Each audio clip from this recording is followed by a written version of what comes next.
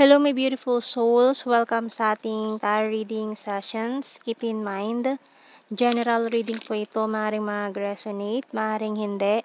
Kunin nyo na lang po kung para sa inyo and leave the rest. Maaaring mag-shift energies or magkabaliktad ang sitwasyon. Kaya kayo na pong bahala kung saan kayo nakalugar sa reading natin. Okay, let's see. So we have here the Emperor. Oh, Aries energy in the Chariot card. Cancer energy. Oh, Lovers, Gemini.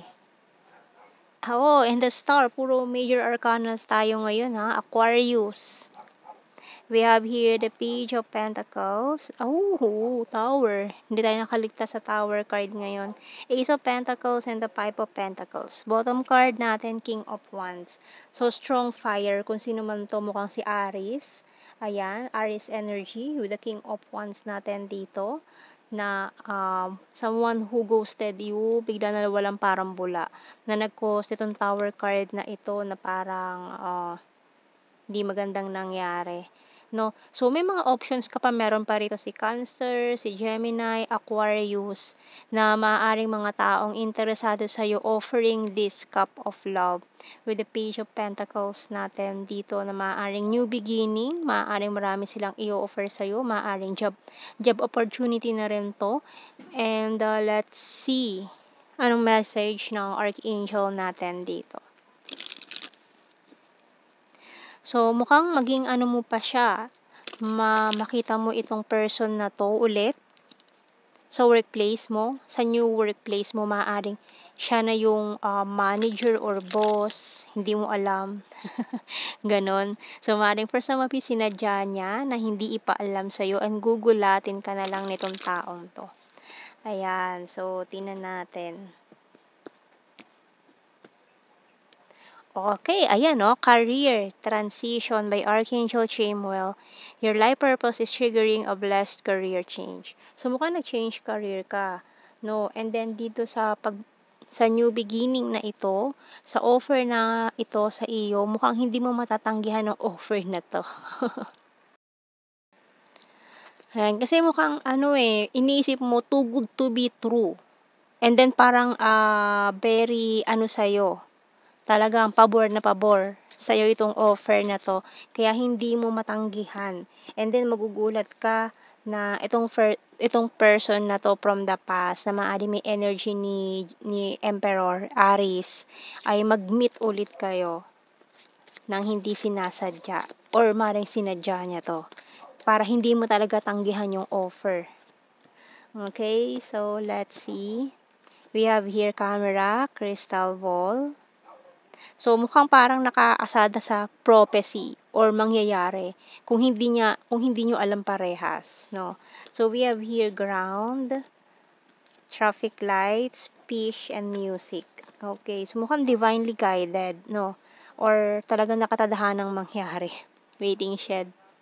Okay, so mukhang hinihintay talaga na mangyari ito. Pinagdasal, na minanifest, and then ipinagkaloob. So, very lucky, ha? So, tingnan natin sa ating tarot messages, oracle card. So, malaking malaking opportunity ito Kaya talagang hindi mo 'to matatanggihan. No, parang ano yan talaga para ka nakahuli ng big fish. Oh, I regret rejecting you. So, mukhang itong taon to na nag-walk away sa'yo, ginost ka niya before.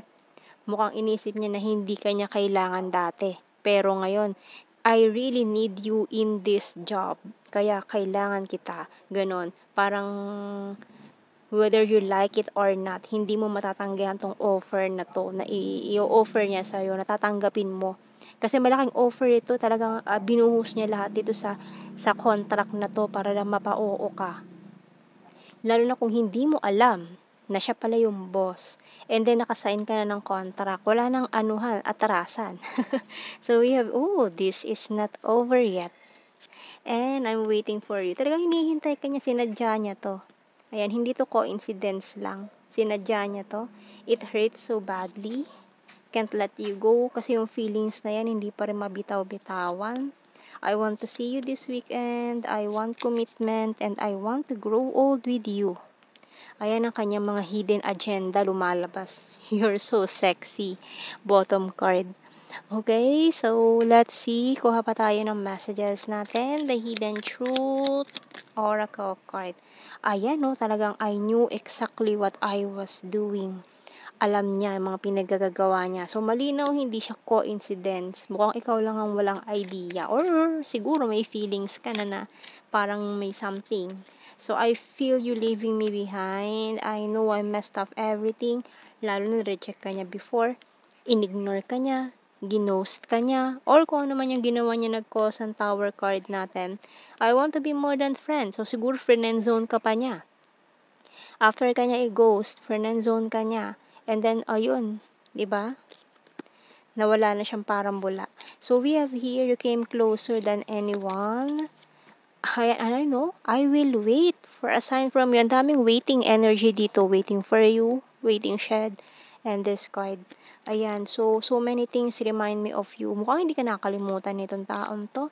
And I hid who I'm really from you. Yun pala. Marami rin siyang tinatago na ayaw niya malaman mo, ayaw niya mga past experiences niya siguro to na baka husgahan mo siya, hindi mo siya maintindihan. So, tingnan na, I'm so attracted to you. So, mukhang hindi niya rin talaga ginusto yung rejection na ginawa niya sa'yo before. This person is really attracted to you, pero pinush ka niya or ginost ka niya.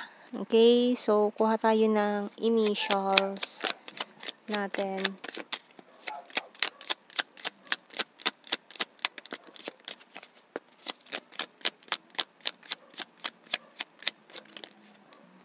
I, you, ang dami niyang what if. Ayan, what if. U, H, P, G, Z, T, V,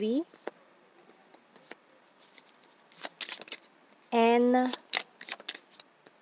letter E, L, letter N, A ang bottom card. So, let's see. So, blue card we have here. Oh, separation and marriage. So, maaaring for some of you, kasal and nagkahiwalay. And, ayan, guilty. Guilty siya sa mga nangyari noon. Or gusto niya ng marriage in the future with you, o hindi man kayo kasal nitong taon to, nagkahiwalay lang dahil ginost ka niya. Ayan. So, tingnan natin sa general signs and messages. So, mga keywords na lang to. Hindi na natin kailangan i-explain dahil alam nyo na yan. Ayan. Dali namang unawaan tong mga cards natin dito. So, we have here number 2, Libra, present lover, April, Cup is water sign, Cancer, Scorpio, Pisces. Divine Masculine, Sagittarius. Weird. Number 1, Luzon, Lake, Caring, Logical, Virgo sign, very lucky. Sarcastic, birthmark, sweet. Practical, 1 is fire sign, Aries, Leo, Sagittarius. Food lover, nag-overthink. Ayan, twin flame. Gorgeous. Responsible, fire sign, Aries, Leo, Sagittarius. Number 4, and sword, air sign, Gemini, Libra, Aquarius. So, yan ang ating reading, my beautiful souls. Thank you for watching. Take care and God bless. See you in our next reading, guys. Bye-bye.